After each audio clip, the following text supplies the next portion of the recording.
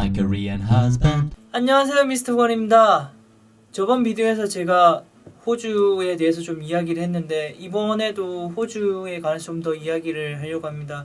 유튜브와 페이스북에서 많은 분들이 호주 워킹 홀리데이를 겪었던 거에 대해서 좀 더 자세하게 이야기를 해달라고 해서 제가 좀 자세하게 이야기를 하려고 합니다. 제가 2006년도에 호주를 처음 갔는데 그때 브리즈번으로 워킹 홀리데이가 갔거든요. 저번 비디오에서 이야기했듯이 친구들이랑 같이 농장을 갔었는데 농장에서 실패를 맛보고 일주일 만에 다시 시티로 돌아왔었거든요.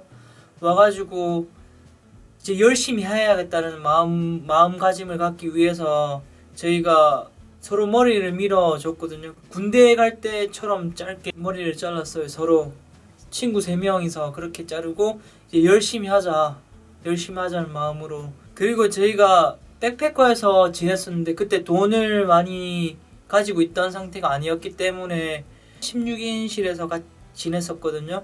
근데 밤만 되면은 특히 유럽 친구들이 이제 사랑을 나눈 거예요. 16인실인데도 한 침대에서 조용히 한다고 하는데 끽끽 소리 다 나서 그냥 그때 또 저 많이 외로웠거든. 농장을 갔다 오고 혼자 있다 보니까 많이 외로웠어요. 그래서 잠도 못 자고 뜬 눈으로 밤새고.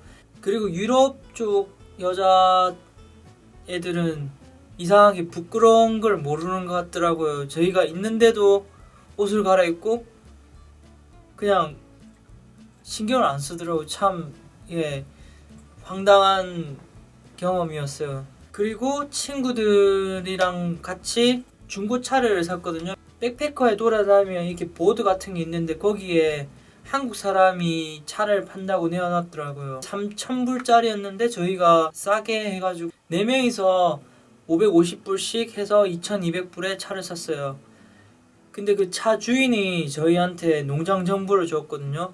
그래가지고 그 농장 정보 가지고 저희가 이제 브리즈번에서 에메랄드라는 곳까지 운전해서 갔어요. 가는 길에 캥거루가 엄청나게 많이 도로에 죽어 있는 거예요. 아마 20마리에서 25마리 이상은 죽은 캥거루를 봤던 것 같아요. 호주에는 캥거루 진짜 많아요. 그래서 밤늦게 운전을 하다 보면은 캥거루가 그 차에 나오는 불빛을 보면 어디로 가야 될지 몰라서 왔다 갔다 하다가 그냥 차랑 이렇게 부딪히는 경우가 되게 많다 하더라고요. 호주는 한국이랑 운전하는 쪽이 반대예요. 처음에 한국에서 운전을 하던 사람은 되게 헷갈려 하거든요. 왜냐면은 이게 반대로 되다 보니까 깜빡이를 켜야 되는데 와이프를 켜는 경우도 되게 많아요. 그리고 진짜 조심해야 될 것 중에 하나가 운전석이 반대다 보니까 역주행을 되게 많이 해요. 역주행 저도 한번 해봤거든요. 진짜 위험한데 진짜 조심하셔야 돼요. 그렇게 브리즈번에서 에메랄드까지 정확히는 기억이 안 나는데 15시간 이상 걸렸던 것 같아요.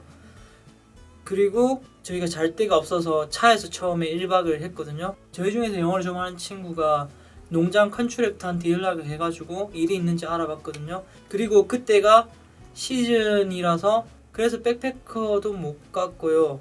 그리고 카라반 파크로 갔어요. 카라반 파크에도 캐빈은 우리나라 조립식 같은 그런 집을 캐빈이라고 그러더라고요. 그리고 카라반, 우리나라 캠핑카 같은 그 카라반. 그래서 카라반까지는 좀 괜찮아요. 그게 없으면 텐트 치고 지내야 되는 데였거든요. 근데 텐트 칠 자리조차도 없는 거예요. 그래서 저희가 차에서 2박 3일을 지내면서 공원에서 샤워도 하고 씻고 그렇게 하면서 밥도 해먹고 그렇게 지냈어요. 그러다가 며칠 뒤에 텐트를 저희가 6인용을 샀어요. 그리고 남자 3명, 여자 1명, 그래서 한 텐트에 지냈어요. 이게 이해 안 되실 거예요. 그치만은 이게 농장 같은데 시즌에 가게 되면은 자리가 없기 때문에 어떻게 할 수가 없었어요. 그래도 여자애는 제 친구랑 커플이었어가지고 같이 지냈고 저하고 또 다른 남자 친구랑 같이 이렇게 있었어요. 근데 캠핑 온 기분도 들고 되게 재밌는 거예요 처음에는. 그런데 이게 생각했던 것과 달리 너무 춥더라고요. 저는 호주에 갈 때 추워봐야 얼마나 춥겠냐 생각하고 겨울옷을 거의 안 가져갔거든요. 겨울에는 진짜 춥더라고요. 특히나 밤에는 많이 추웠어요. 호주 가시는 분들 따뜻한 옷 꼭 챙겨가세요. 저희가 포도 프루닝을 시작했거든요. 포도 프루닝은 이제 가지를 저희가 걷어내는 거였어요. 가지 치는 사람이 있는데 그 사람이 이제 커팅을 하고 지나가면 그 자리에 가지를 다 이렇게 걷어내는 일이었거든요. 와, 진짜 힘들었어요. 왜냐면은 이게 아무리 커팅을 잘 한다고 해도 쉽게 당겨지지가 않는 거예요.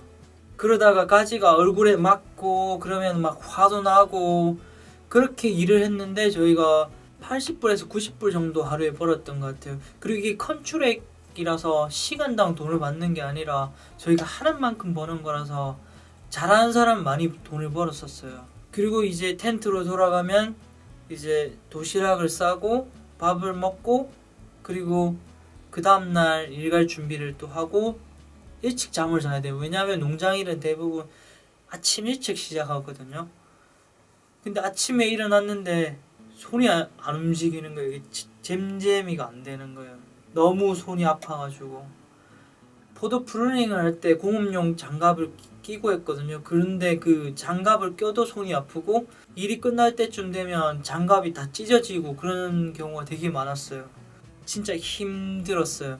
그리고 저희가 아는 사람들도 일을 하러 왔었는데 되게 독하다는 사람들도 특히나 여자분들은 많이 울었어요. 너무 일이 힘들어가지고. 일은 힘든데 돈은 못 벌고 이게 너무 힘든 거예요. 오늘은 여기까지 이야기하겠습니다. 다음 비디오에서 제가 이야기 더 이어갈게요. 지금까지 이야기가 제가 호주 가서 처음 3주 정도의 이야기를 하는 거거든요.